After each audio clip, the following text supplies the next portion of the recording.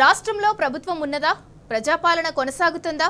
మంత్రులు, అధికారులు, ఉద్యోగులు వాళ్ళ విధులను సక్రమంగా నిర్వహిస్తున్నారా అంటే సమాధానం దొరకదు. రాష్ట్రంలో ఎక్కడ చూసినా సమస్యలే తిష్టవేస్తున్నాయి. సీఎం, మంత్రులు అజమాయిషీ కొరవటంతో పాలన పడకేసింది. ముఖ్యంగా అధికారుల్లో జవాబుదారీతనం లోపించింది. ఎవరి ఇష్టారీతిన వాళ్ళు వ్యవహరిస్తున్నారు. ఏకంగా ప్రభుత్వ రాజముద్రనే మార్చేస్తున్నారు.